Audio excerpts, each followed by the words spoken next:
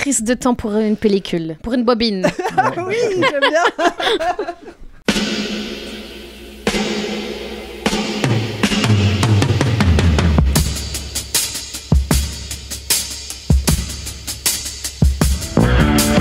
Votre copain Jack Burton, il regarde l'orage bien droit dans les yeux et il lui dit: T'es si tocard que tu passerais pour un chef-d'œuvre de l'art moderne. Madame, je n'écrirai rien sur ce film, c'est une merde. Merde. Ce sont les gars qui se prétendent normaux qui vous déçoivent. Les dingues, ça ne fait jamais peur.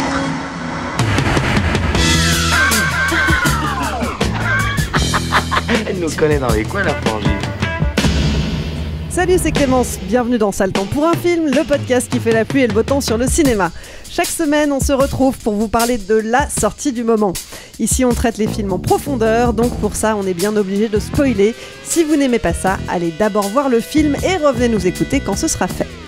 À mes côtés cette semaine, deux dinosaures de la critique ciné. Bon, vous voulez pas. Merci. Plus une chroniqueuse de la nouvelle génération. J'ai le plaisir de retrouver Marie. Salut. Rafik. Salut. Et Stéphane. Salut Clémence. C'était juste pour la blague. Ils l'ont bien prise. À la technique, il manipule les fichiers son comme d'autres manipulent les brins d'ADN. Bonjour Alain. Salut. Et on remercie Latex pour le montage, le mixage et l'habillage sonore. Et lui, c'est pas un dinosaure, lui. Ah bah bon, si, c'est un dinosaure du mix. C'est un dinosaure du mix, clairement. Je l'écoutais. Le T-Rex du mix. Tu sais que j'écoutais Latex sur WeFM quand j'étais ado. Ouais, voilà. Voilà, donc c'est pour ceux qui se posaient la question, parce que ça revient des fois dans les commentaires, oui, c'est bien le Latex de WeFM. Salut Latex. Et puis on ne le dira jamais assez, nos émissions existent avant tout grâce à toutes les auditrices et les auditeurs qui nous écoutent et nous soutiennent. Pour qu'on reste indépendant et qu'on arrive à en vivre, on a besoin de vous. Donc n'attendez plus, pour nous soutenir, rendez-vous sur patreon.com ou tipeee.com, mot-clé Capture Mag.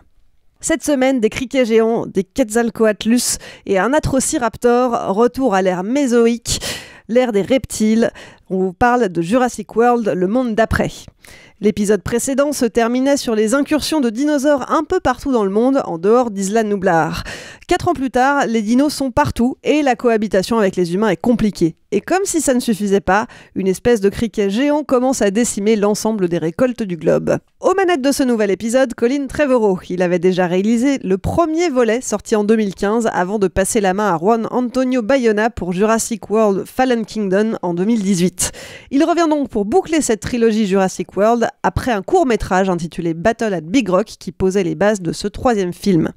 Devant la caméra, la nouvelle garde face aux dinos constituée de Chris Pratt et Bryce Dallas Howard, mais aussi le retour au complet du casting de l'épisode originel avec Laura Dern, Sam Neill et Jeff Goldblum.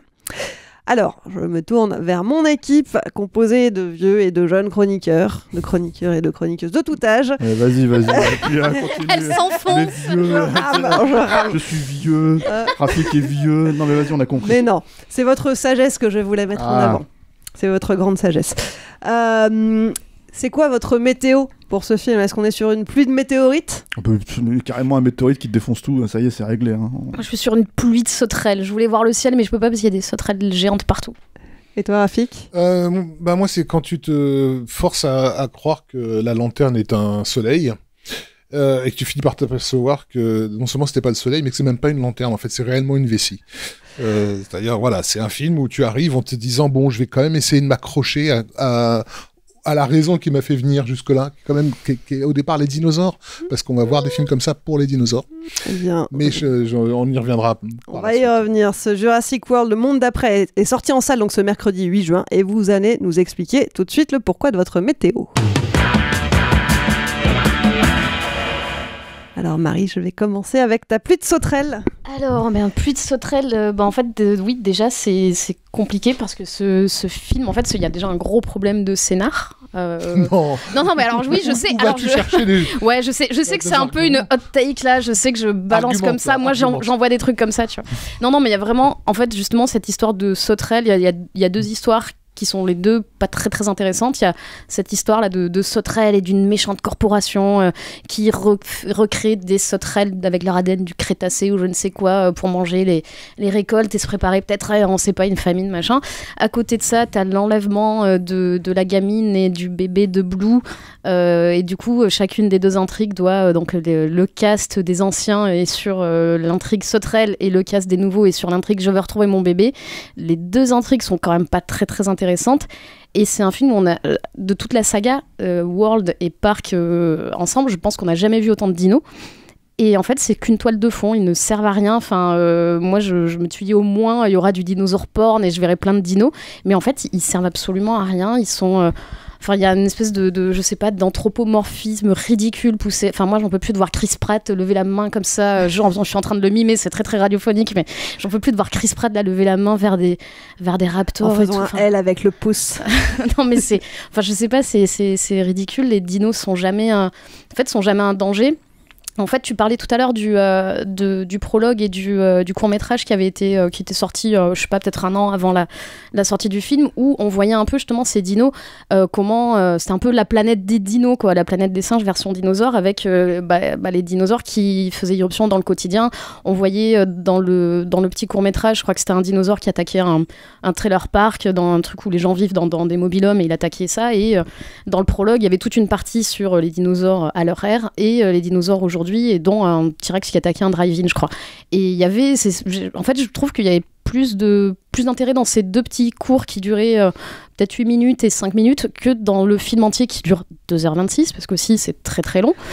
Et en fait, ça, on le voit jamais, c'est pas du tout traité. Et c'était Trevorrow ne parlait que de ça pendant la promo en disant oui, on va voir ce que ça va être d'avoir des dinosaures dans le monde qui débarquent dans le quotidien et tout. Et en fait, ce qui quand même semble être le sujet du premier film. Hein, déjà, ça n'avait rien de novateur. Ouais. Donc déjà, il annonçait ça comme si c'était un peu comme moi quand je dis qu'il y a un problème de scénar dans le film, quoi. Il y a des dinosaures dans ce film.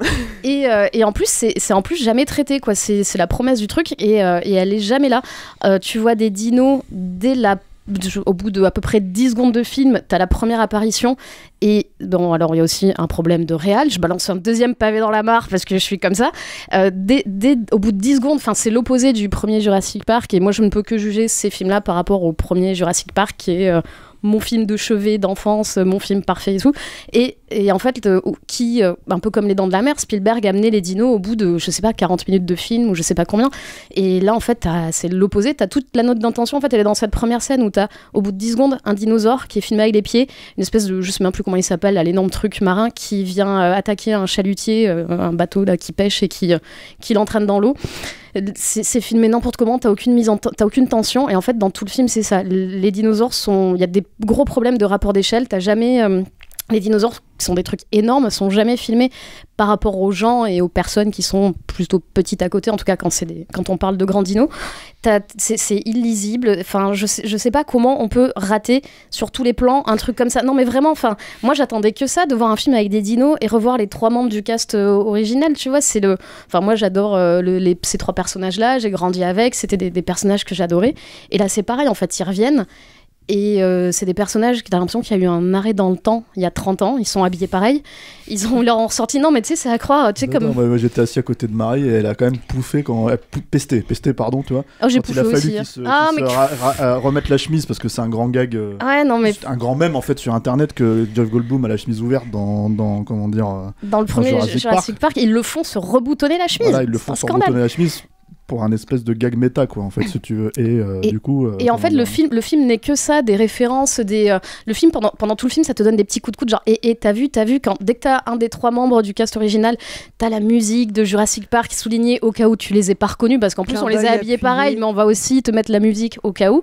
Et en fait, c'est que des trucs qui jouent sur ta nostalgie, mais en fait, je pense que tout fan de Jurassic Park, ça t'énerve de voir ça. En fait, t'as toute une première partie qui part un peu dans une espèce de... un mix d'un mauvais James Bond, d'un mauvais Mission Impossible, d'un mauvais Jason Bourne, pour après finir en huis clos sur une île et reprendre un peu la situation de Jurassic Park. Et à partir de là, il ne rejoue que des scènes de Jurassic Park. Et en plus, bon, quand t'es Colin Trevorrow, t'es clairement pas Spielberg, et c'est quand même très compliqué de dire tiens, je vais refaire les mêmes scènes que dans le film, sauf que je sais pas les filmer, quoi. Donc en fait, c'est que des clins d'œil, ce que tu disais sur le fait que Jeff Goldblum là se referme sa chemise, à un moment tu le vois avec avec une torche qui reprend la scène quand il essaie d'éloigner le T-Rex dans le premier. T'as les deux personnages féminins, donc le personnage d'Ellie et de Claire, qui refont la scène d'Ellie du premier pour aller remettre le courant, machin. C'est que des redites, en beaucoup moins bien, parce qu'il s'est pas filmé, quoi. Il y a aucune intention dans la mise en scène, et il y a aucune mise en scène de toute façon. Et en fait, ça n'a aucun intérêt, parce qu'en fait, si tu veux revoir ces trois personnages-là faire des trucs qu'ils faisaient dans Jurassic Park, tu revois Jurassic Park, quoi. Mais je pense qu'on va même pas parler de mise en scène dans cet épisode, parce que ça nous mènerait... Moi, je vais en parler un petit peu, parce que... Ne serait-ce que d'attaquer le film sur des fondamentaux, je dirais, grand public, enfin, ce que n'importe quel spectateur, à la base, est censé venir chercher dans un film, simplement qu'on lui raconte une histoire à peu près cohérente. Là, c'est un film qui sacrifie absolument tout sur l'autel de l'évocation, au mépris de toute logique narrative, quelle qu'elle soit. Là, tu parles de tous ces coups de coude. T'as oublié l'apparition d'Ellie au début, au cas où effectivement tu l'aurais pas reconnue parce qu'elle a quand même pris 30 ans dans la gueule, de lui faire refaire exactement le même geste avec ses lunettes quand elle découvre le champ de blé, en oubliant que à l'origine, elle était censée être subjuguée par une vision absolument impossible qui était celle d'un diplodocus devant elle, quoi. Et là, elle est juste devant un champ de blé qui a été bouffé par les sauterelles. Donc, t'es là en train de dire, mais qu'est-ce que tu essaies de me raconter ? J'ai bien compris que tu me fais référence au geste. En fait, c'est comme nous, nos attentes sont baissées, quoi, ouais. Tu vois. Mais tu cherches à me raconter quoi à travers ça ? Moi, c'est vraiment ce qui m'a complètement... effaré, parce qu'on sait que les Américains, et le public américain notamment, sont très chieurs sur le détail. Quand tu vas sur le net et que tu lis les critiques de films, évidemment, ça parle très rarement de mise en scène, de photos, de ce genre de choses esthétiques. Ça s'accroche toujours aux incohérences du récit, etc. Et là, tu fais, ça déborde de tous les côtés. On a le couple Pratt... Bryce Dallas Howard et donc avec la fille, la Maisie Lockwood, qui sont isolés en pleine cambrousse dans la nature. Bon, je vais passer sur le fait que la gamine, perdue au fin fond de la campagne américaine, elle a eu le temps de s'exercer à avoir un accent londonien absolument impeccable. Mais il y a rien qui t'est donné sur la raison déjà qui leur a fait choisir ce lieu-là. En quoi ça conditionne leur vie et leur rapport de couple, de parents adoptifs vis-à-vis de cette gamine. Et le film est quand même construit autour d'elle, puisque c'est quand même elle qui va être kidnappée et qui va être le comment on appelle ça, le MacGuffin, on va dire, de l'intrigue. Mais tout ce qui nous est donné au départ comme une vague motivation, le fait qu'elle se sente enfermée dans cette villa, elle n'a pas le droit de traverser un pont, par exemple. En gros, personne ne doit savoir qu'elle existe encore et où elle se trouve. Mais voilà. Moi, n'ayant pas vu l'épisode précédent, alors là, j'ai mis un moment avant de raccrocher les wagons. Oui. Moi, ayant vu l'épisode précédent, j'ai mis un moment avant de raccrocher les wagons parce que j'avais tout oublié. Parce que c'est un clone humain, en fait, c'est ça. J'avais complètement oublié tout cet arc. C'est un clone de sa mère. Reconstitué avec l'ADN. Le mec l'avait créé parce qu'il n'avait pas supporté la disparition de sa fille et tout ça, voilà.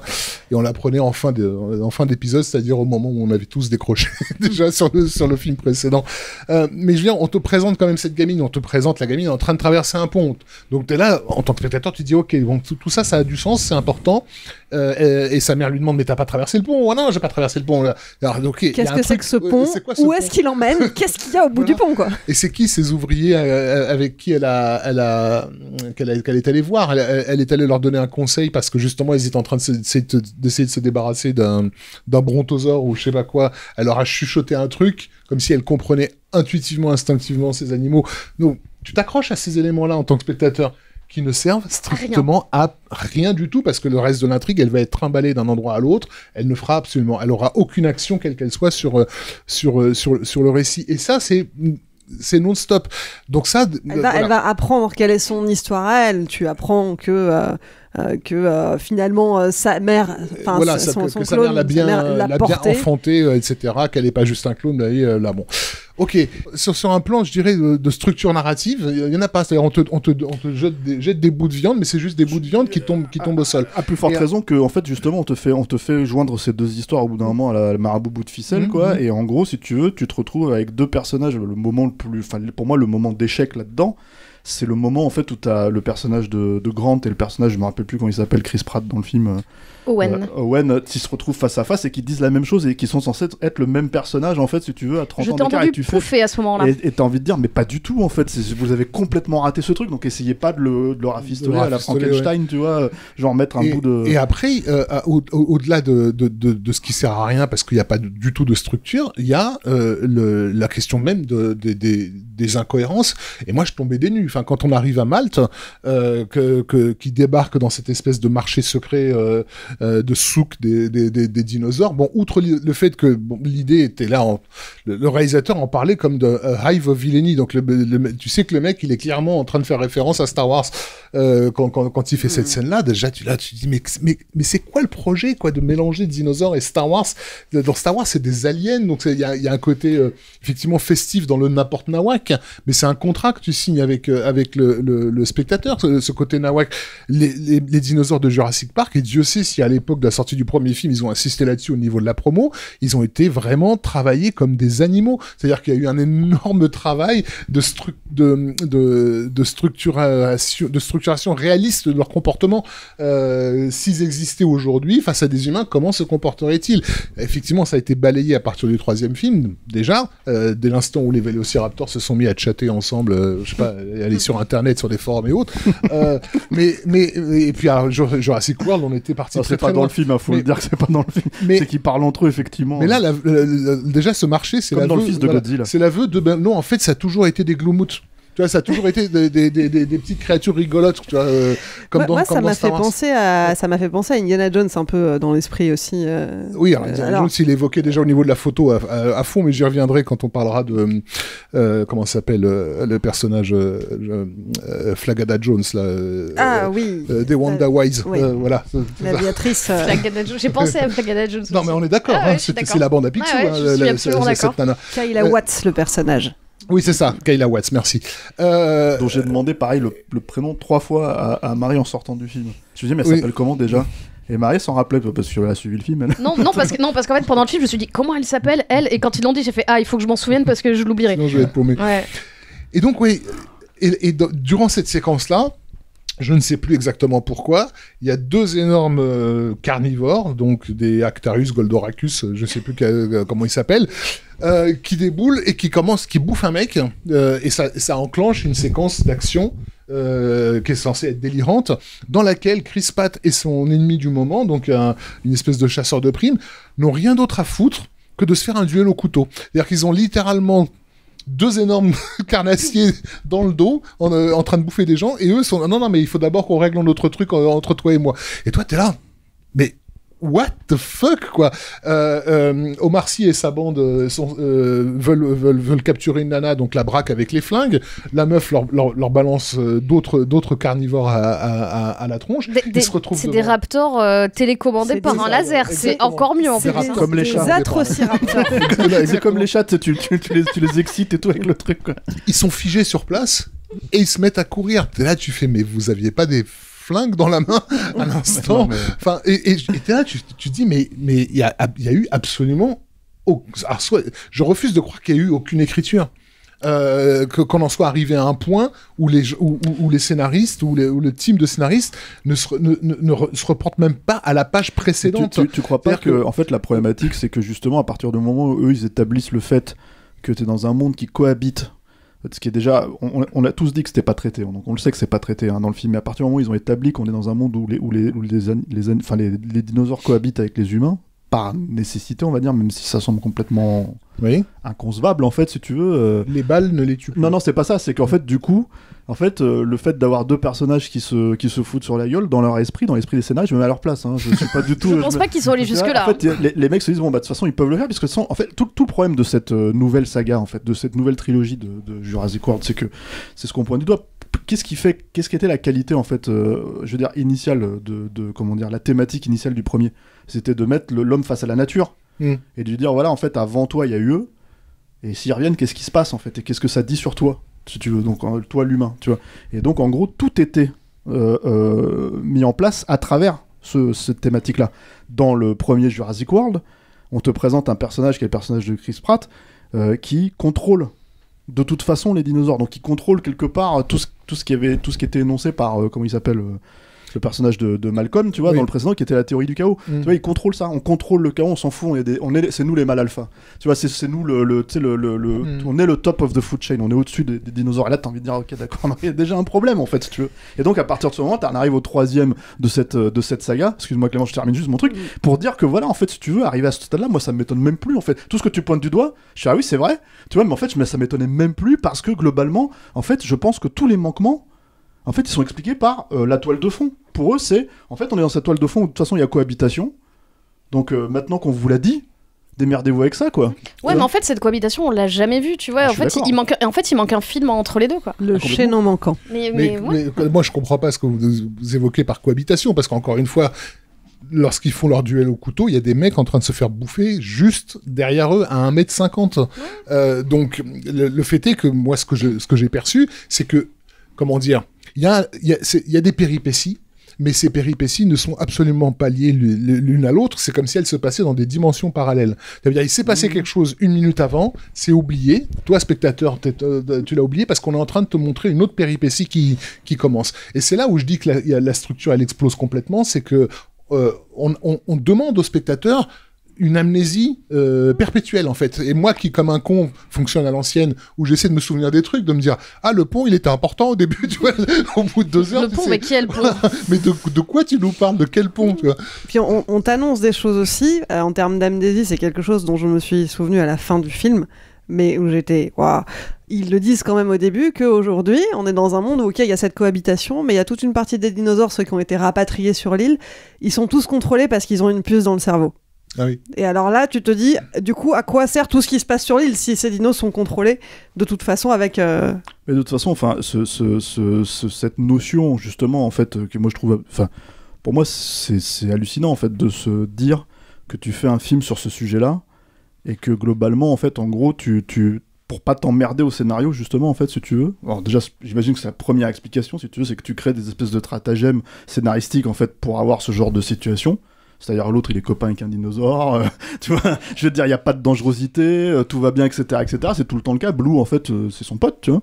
Je veux dire, c'est comme moi avec mon chat, quoi. Tout va bien, tu vois, je veux dire, tant que je le nourris, tu vois. Mais est-ce que tu fais ça à ton chat? Mais voilà, mais ça marche pas. Bah, c'est pareil, juste elle lui griffe la main comme Blue griffe la main de Wen. Et c'est surtout ne pas comprendre du tout, si tu veux, quel est à la base le sujet. Parce que moi, le problème, en fait, pour revenir un tout petit peu sur le truc, c'est que moi, je suis pas forcément un énorme fan de Jurassic Park, mais je pense que si tu réfléchis globalement, aujourd'hui, les gens qui ont une cinéphilie, qui sont spectateurs, etc., et qui ont, si tu leur demandes c'est quoi le cinéma, Star Wars ou Jurassic Park, c'est des films qui vont ressortir assez régulièrement, donc ils ont quand même une importance dans l'histoire du cinéma, si tu veux, pas seulement parce que les gens les ont vus en fait, et que ça a été des cartons, mais parce qu'ils ont une importance, et que les gens, même de manière larvée, en ont conscience, en fait, ils savent que c'est une date dans l'histoire du cinéma. Donc partir de cette date et arriver à faire ça, enfin c'est juste pour écrémer le truc, quoi. Enfin, moi j'avais déjà ce problème-là avec le précédent, enfin avec Jurassic World, le premier Jurassic World. Je dois avouer que Colin Trevorrow, mais j'ai pas vu son film intermédiaire là, qui était The Book of Henry, je crois, un truc comme ça, je sais plus comment ça s'appelle, quoi. Donc il m'a absolument pas manqué, voilà. Mais c'est vrai que il faut rappeler. Parce que le vrai problème fondamentalement du film, c'est qu'au-delà des incohérences, au-delà de tous ces trucs-là, etc., c'est qu'il y a une espèce de volonté, parce que c'est pour ça que j'ai envie un peu de parler de mise en scène, c'est qu'il y a une espèce de volonté en fait d'essayer ce qui a, j'ai l'impression, blousé pas mal de monde en fait sur le premier Jurassic World, c'est cette espèce de volonté de faire un beau film bien fait. C'est-à-dire, quand je dis bien fait, c'est pas bien raconté ou bien réalisé, c'est bien fait. C'est-à-dire, genre, les dinosaures, ils sont super bien faits, il y a du dinoporn, il y a tous ces trucs-là, donc en fait, t'en as pour ton argent. Et le truc, c'est que moi, quand je regardais ce film-là, je me disais, mais et là, on arrive au stade terminal de cette problématique, hein, pour moi, avec le 3e, quoi. Enfin, je dis le 3e, le 6e, je sais pas, le combien, quoi. C'est que, en gros, il y a l'illusion que c'est bien fait, mais c'est pas bien fait.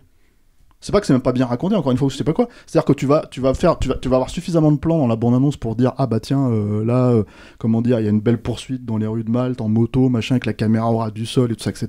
Mais en fait, si tu veux, ça fondamentalement aujourd'hui, n'importe quel blockbuster où les mecs passent un peu de temps et un peu de mettent un peu de trucs pour avoir des images en fait qui en tapent un peu, quoi. T'en as plein, tu vois. Je veux dire, des plans comme ça, tu peux avoir dans les Marvel. La question, c'est est-ce que t'es dans cette scène ou pas. Moi, la scène de l'hélico. Ce qui me fait halluciner, c'est que en fait, ils sont sous une tempête de neige, sous un machin, et il n'y a pas une seconde où tu as l'impression, si tu veux, qu'ils reçoivent de la neige sur la gueule, que tu as l'impression d'être là, qu'il se passe quelque chose, et du coup, en fait, ça, il en va de tous les éléments, en fait, tous les éléments qui composent le film, c'est-à-dire les dinosaures, ils sont super bien faits, mais j'ai jamais l'impression qu'ils sont là, effectivement, jamais. C'est-à-dire, en fait, c'est un décorum, quoi. Donc c'est super, c'est étonnant en fait d'aujourd'hui d'arriver à un niveau de technicité qui fait qu'on peut avoir ces images-là qui sont finalement au service d'un film d'incompétent total. C'est dingue, hein, parce qu'il y a 15 ans, 20 ans, on se posait pas ces questions-là. Les gens qui faisaient ces images-là, c'était des gens qui avaient un contrôle sur leur film et qui se partaient dans une direction. Peut-être qu'ils se gouraient sur plein de trucs, peut-être qu'ils n'arrivaient pas à raconter un film ou bien, etc. Mais ils avaient au moins un contrôle sur ça. On en revient toujours à la même question de tout sacrifier à l'évocation. C'est-à-dire que quand tu parles de cette poursuite à Malte, effectivement, c'était clairement un projet affirmé par le réalisateur dès 2018, je crois, hein, qui était de faire des références à Jason Bourne. T'as juste envie de lui poser la question. Pourquoi Fais un Jason Bourne, en fait. C'est quoi le rapport entre Jurassic Park et James Bond? C'est toute la donnée mythologique en fait de ces créatures-là. Qu'est-ce qu'elles valent? C'est-à-dire, on en parlait l'année dernière avec King Kong contre Godzilla, où le mec en fait il te fait passer King Kong pour McClane ou Martin Riggs dans L'Arme Fatale, et tu fais mais pourquoi? Enfin, je veux dire, moi j'aime bien ces films-là aussi, mais pourquoi? Je veux dire, King Kong, c'est une créature mythologique, les dinosaures. Je veux dire, en fait, certes, le film de Spielberg est super bien fait, donc t'arrives à te dire, ouais, ça y est, on pourrait savoir à peu près à quoi ressemblera un dinosaure si on en avait en face de nous. Tu vois, c'est l'évocation cinématographique, ça fonctionne. Mais en fait, on n'y est toujours pas. Dans le monde de tous les jours, on n'y est toujours pas. Donc pourquoi est-ce que tu fais pas un film sur justement le fait qu'on ne soit pas dans le monde de tous les jours, qu'on ait ces dinosaures-là? Et là, non, effectivement, ils te les traitent. Moi, le meilleur moment, c'est le T-Rex qui fait semblant d'être mort à la fin, comme dans Rambo 2, quoi. C'est-à-dire, t'as Stallone à la fin de Rambo 2 qui fait semblant d'être mort et qui se relève pour les tuer. Et là, c'est la même chose. Je me suis dit, mais c'est Rambo 2. C'est incroyable. On rappelle pour ceux qui ont vu le film et qui ont déjà oublié, hein, mais donc il y a le T-Rex qui se bat contre l'allosaure, qui effectivement fait semblant d'être mort. Entre temps, il y en a un autre, j'ai pas retenu son nom, un archéoptérix vaguement géant qui déboule avec ses grandes griffes. Ah oui, voilà. Édouard de Main d'Argent. Et donc, exactement, Edward Scissorhands russe. Et donc, le T-Rex et Edward Scissorhands russe se mettent ensemble pour buter l'allosaure. Tellement ri. Et arrivé à ce point-là, j'en avais tellement plus rien à secouer que je m'attendais à ce qu'il fasse un high five, en fait, après l'avoir buté. Non, mais vraiment, parce qu'ils sont là tous les deux face à face, ils se regardent et ils font... Mais c'est tellement ridicule. T'as celui avec ses très grandes mains et l'autre avec ses tout petits bras, et ils sont tous les deux en train de grogner. D'avoir buté leur ennemi commun. Mais ils ont plus aucune fonction dans la scène de poursuite en moto à la Jason Bourne, qui au demeurant est... Ou Mission Impossible. Et entre guillemets bien faite, c'est-à-dire elle est bien photographiée, elle est bien voilà. Ce que je dis. Et, en fait les Raptors dans cette séquence-là, c'est des mobylettes. Enfin, c'est littéralement. C'est clair. Non mais c'est ça, puisqu'en fait il essaie de les semer et du coup elle se casse la gueule dans les escaliers, etc. Comme des motos dans un James Bond. Mais en fait dans Mission Impossible, c'est-à-dire qu'en fait t'as des plans, excuse-moi Marie, t'as des plans à la Mission Impossible, si tu veux, t'as carrément un Raptor qui saute. En fait, j'ai cru qu'il allait se péter le genou comme Tom Cruise dans Mission Impossible Fallout, tu vois. T'as effectivement le même plan à la Jason Bourne avec le Raptor qui saute et la caméra qui s'embarque avec d'un immeuble à l'autre. Voilà. Enfin, et effectivement, c'est référencé. Tu vois, tu te dis c'est automatiquement ça, si tu veux. Et là, la deuxième, une fois que tu t'es dit ça, tu dis pourquoi. Effectivement, pourquoi. Et surtout, est-ce que tu réalises que c'était un dinosaure que tu étais en train de faire? Enfin, que c'est un animal précis qui a une fonction précise et que tu as complètement explosé. En fait, dans tout le film, tu pourrais enlever les dinosaures et les remplacer par n'importe quoi, par n'importe quel antagoniste. non mais oui, en fait non, mais ça pourrait être une personne, ça pourrait être une organisation de méchants, ça pourrait être quand ils sont dans la jungle, ça pourrait être n'importe quel prédateur, n'importe quel fauve ou un alligator, un machin. Tu peux le remplacer à chaque fois par plein de trucs et t'as aucune tension liée aux dinosaures. Et puis en plus, t'as quand même ce truc là où ils sont jamais en fait ils sont jamais une menace quoi. Dans toute la scène, l'espèce de climax qui en est pas un du tout, où en fait le dinosaure les course, ils courent tous plus vite, ils ont quand même une enfant et c'est quand même des gens, le cast originel il est plus tout jeune, ils courent tous plus vite que le je sais même plus comment il s'appelle, le gigant machin là. Je sais plus comment il s'appelle, le gigantosaure là, bref. Non mais ils courent tous plus vite que on leur dit c'est le plus grand prédateur qui est sur Terre, et bah quand même il est sacrément nul, le plus grand carnivore prédateur. Enfin, le truc n'attaque que quand ils sont quand il y a une espèce d'armature en fer qui fait qu'il pourra jamais les manger. Enfin, ils se cognent à des trucs. Enfin, c'est quand même fou que vraiment il y a ces deux trucs qui, pour moi, étaient les deux trucs qui étaient dans le tout premier Jurassic Park. C'est le côté émerveillement de voir des dinosaures, ça on a bien compris que dans tout le Jurassic World c'était fini, et tout le côté tension. Moi j'ai beau revoir Jurassic Park, je l'ai vu des centaines de fois, je le revois aujourd'hui, la première apparition du T-Rex avec la voiture et tout, je trouve qu'elle marche toujours, elle est hyper bien mise en scène, elle marche toujours aussi bien. Là t'as jamais une scène, même dans Le Monde Perdu, Jurassic Park 2 qui est pas fou, il y a 2-3 scènes, celle de la caravane là, des wagons qui tombent et tout, il y a 2-3 scènes qui sont bien mises en scène et dont tu te souviens. Là, il n'y a rien. Moi, je me souviens de rien du film. C'est parce qu'il baisse les bras sur ces trucs-là, c'est ce que je voulais dire aussi. C'est-à-dire, pourquoi on parle de mise en scène, c'est-à-dire que Jurassic Park, globalement, en fait, le dinosaure, il est là avant d'être là. C'est-à-dire qu'en gros, si tu veux, dans la scène de l'apparition de T-Rex, je sens même parler de la scène en fait du verre d'eau, quoi, si tu veux. En fait, c'est que en fait, t'as la masse du personnage qui est là.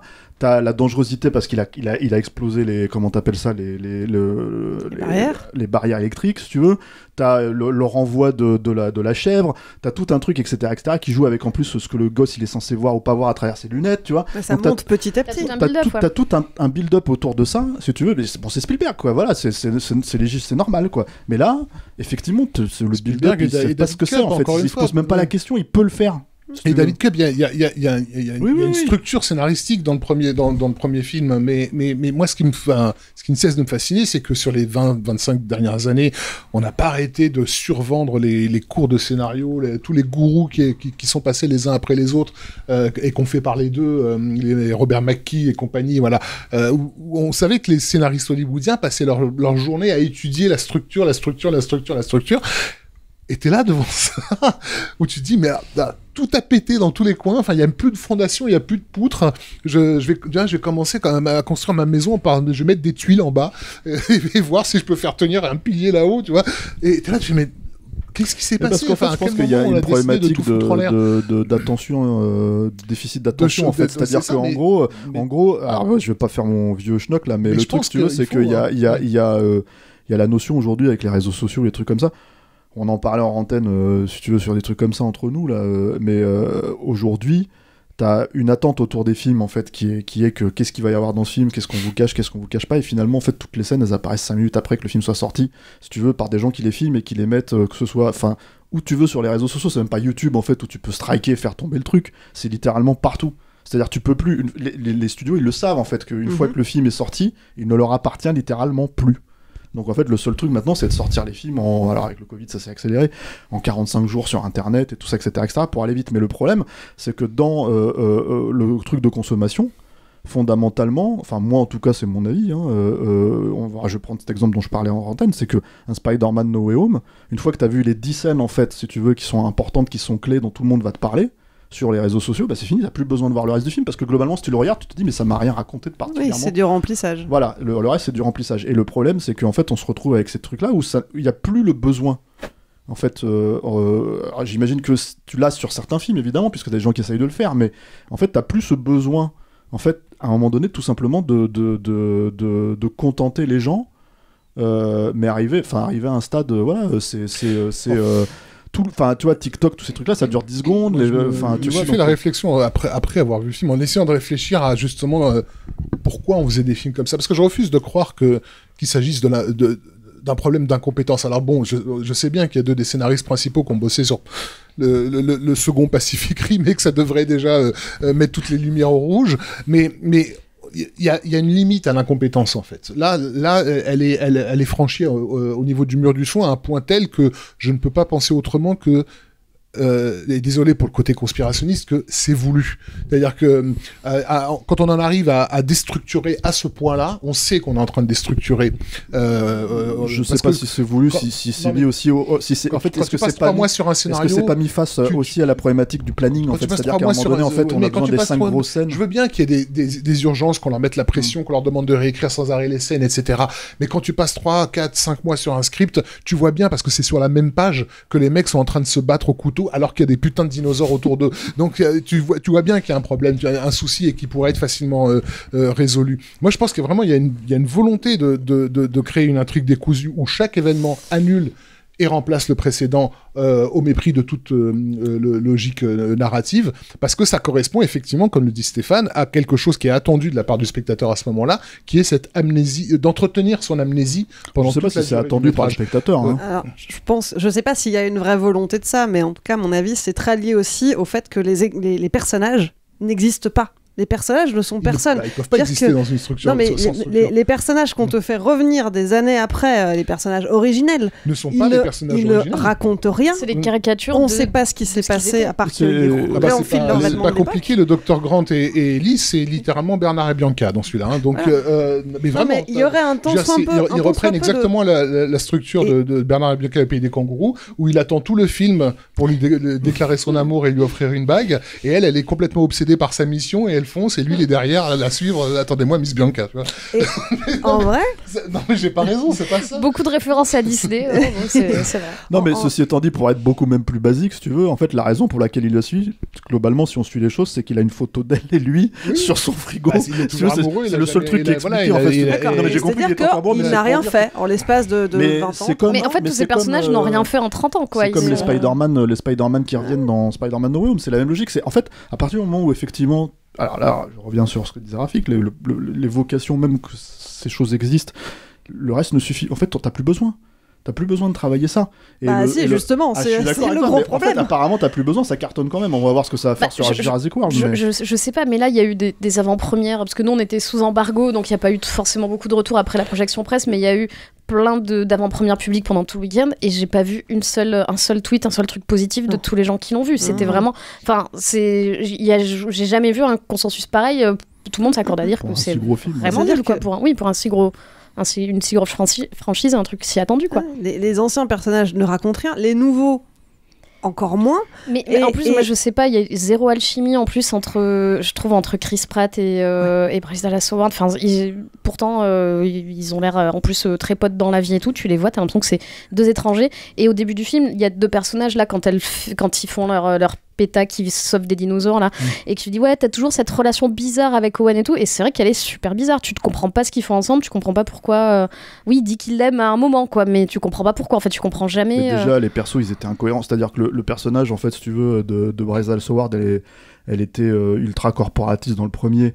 Bon, elle a changé. Elle a fait comme John Hammond entre le premier et le 2 Jurassic Park. Voilà, et en fait, si tu veux, elle a changé, sauf que lui, en fait, il est revenu en arrière pour revenir en... Maintenant, aujourd'hui, elle va libérer des bébés tricératops dans des granges.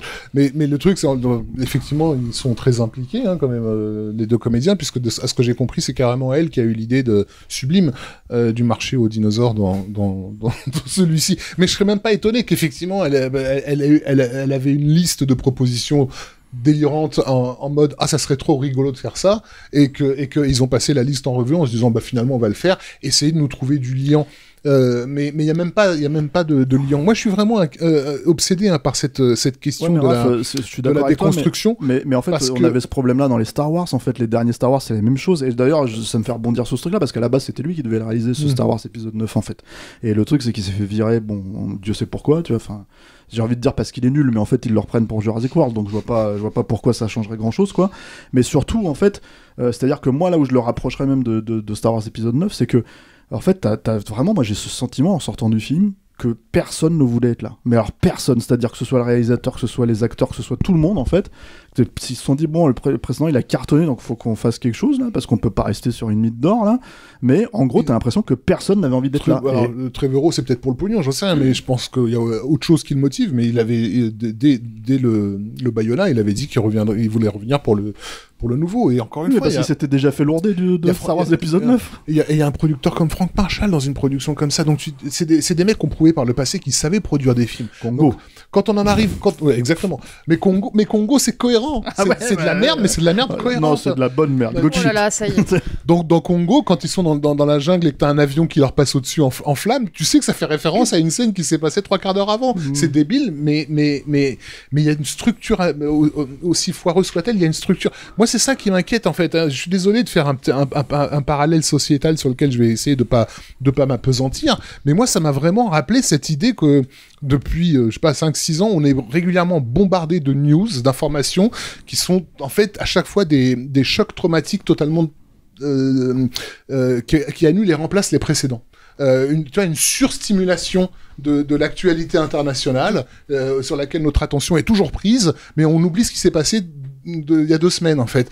Et je me dis mais c'est exactement ça qu'Hollywood nous offre aujourd'hui. C'est une demande express à ne te souviens pas de ce qu'on t'a dit il y a 5 minutes, quoi. Un blockbuster en chasse l'autre. C'est ça. C'est pas un récit qui demande la participation du public, mais en fait, qui demande sa parfaite soumission. Et ça, c'est vraiment, pour moi, la métaphore du film et du monde moderne, quoi. Enfin, vraiment, le monde d'après. Ne cherche pas le lien, ne cherche pas à comprendre ce qui t'arrive. C'est comme ça, et puis c'est tout. Ils sont en train de se battre au couteau, et il y a des dinosaures à côté qui les bouffent pas. C'est comme ça. Ouais, mais tu sais, moi, je suis désolé, mais en fait, quand t'arrives au stade, je suis désolé, mais je suis d'accord avec toi encore une fois, mais sur Jurassic World, t'avais la même chose. Il était en train de faire la course sur son vélo moteur avec les dinosaures à côté qui tracent. Enfin, il est complètement con ce plan.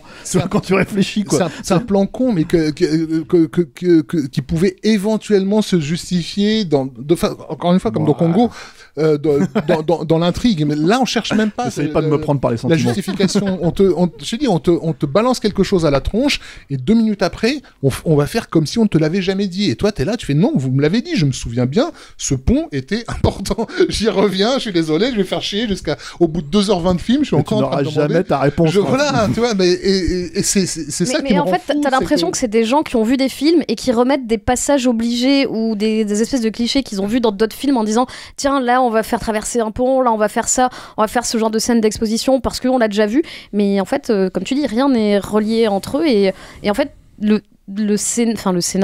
l'histoire avance scène d'action après scène d'action qui sont pas du tout reliées pour arriver à une espèce de relecture et de nouveaux jeux à nouveau de Jurassic Park. Si, avec des nouveaux personnages qui sont autant incohérents que les anciens. C'est-à-dire qu'en fait, en gros, la nana, on parle Kayla, là, c'est ça, tu vois, elle les aide, tu sais pas pourquoi elle les aide. Mais de toute façon, elle a vu l'autre en train de se faire kidnapper, elle a fait putain, je devrais faire quelque chose. Ah non, je fais pas quelque chose, bah, je vais aider les autres. Non, mais elle le dit, on lui laisse 2 minutes pour dire je l'ai vu passer la gamine, j'ai rien dit, puis après. Je me suis dit, ah merde, je suis quand même une grosse salope d'avoir rien dit. Donc finalement, je vais décider de sacrifier ma vie pour vous, alors que je vous connais pas du tout. Mais en fait, moi, ça m'a fait rire parce que pendant le film, je me suis posé certaines questions. Et les personnages les posent aussi. Et en fait, tu dis, c'est quand même pas très bon signe, justement, quand Chris Pratt. Pourquoi ? Non, mais en fait, exactement, tu sais, quand ils sont à un moment, quand ils sont dans l'avion, là, qui récupèrent Chris Pratt, qui arrive avec sa moto, avec les dinosaures au cul et tout machin, là, déjà, cette scène qui est n'importe quoi, et qui s'assoit et qui prend la place là devant, et hop, ils s'en vont tous les 3 là en avion et tout. Et tu vois, j'étais là, mais pourquoi elle se fait chier à les aider, elle les connaît pas, dans la scène d'après, elle bute son avion et tout machin. Et justement, il lui demande, pourquoi ? Et elle fait, pourquoi je vous aide alors que machin ? Et là, elle sort, oui, en fait, et vraiment c'est une justification nulle, genre je l'ai vu, j'ai rien fait, du coup elle se rachète une rédemption machin, et tu dis mais en fait si vraiment vous êtes obligé de dénoncer comme ça les enjeux et les trucs et tout, c'est que vraiment ça a pas de sens pour les mettre littéralement dans la bouche du personnage, quoi. En terminant sur le fait qu'elle est lesbienne, hein, quand même. Ouais, en plus c'est le personnage quota.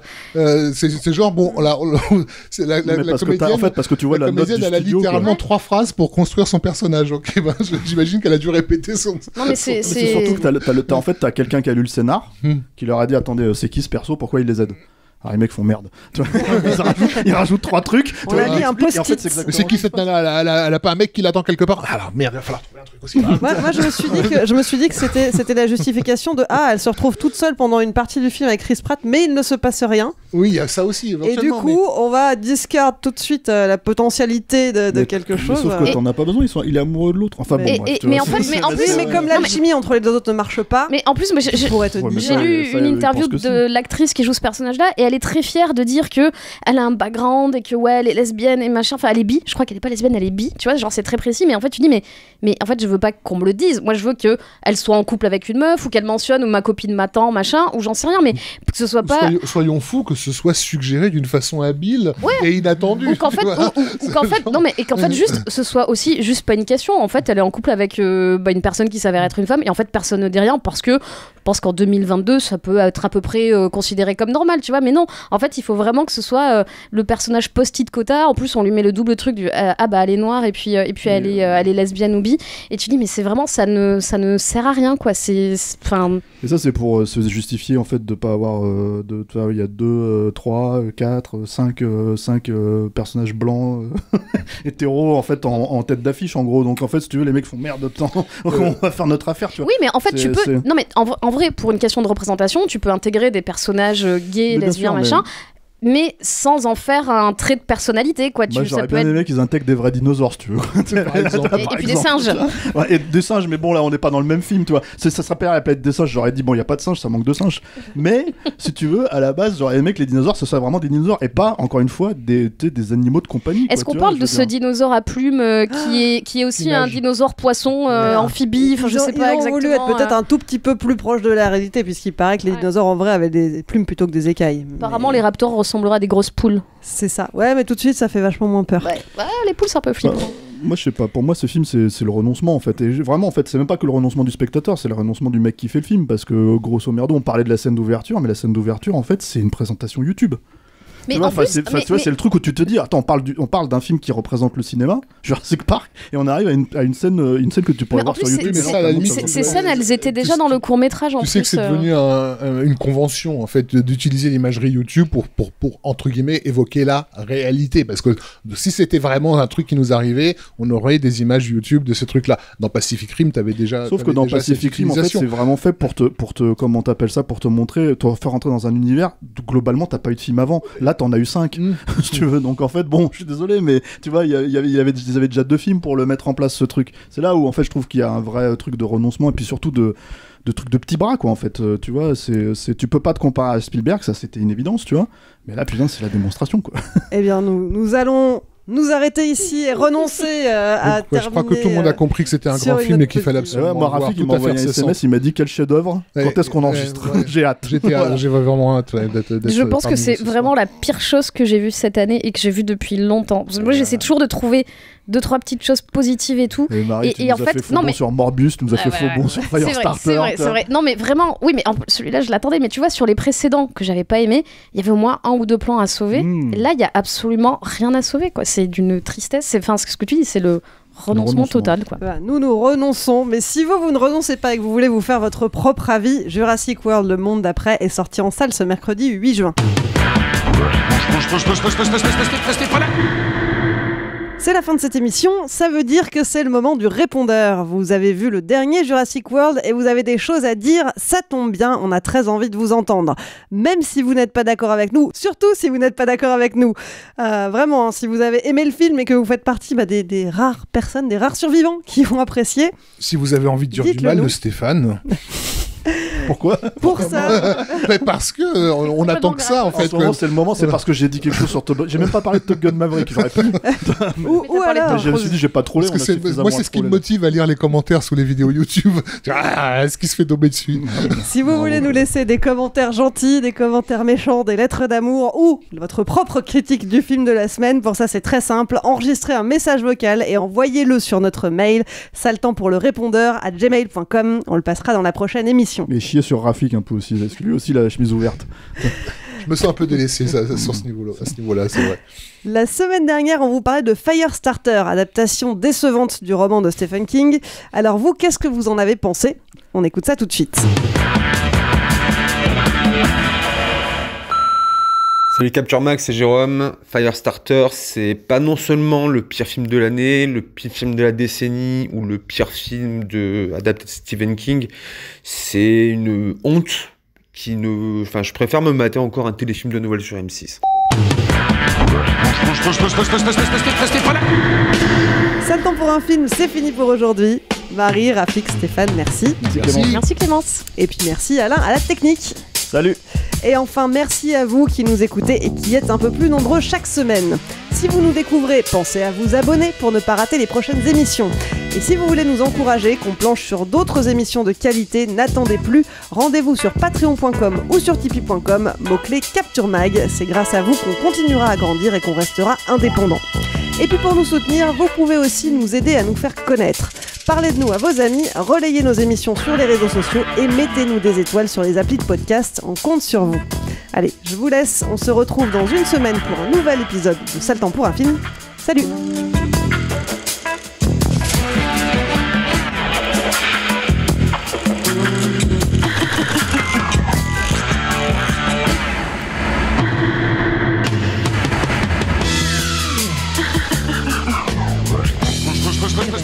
Restez pas là, y'a rien à voir, dégagez!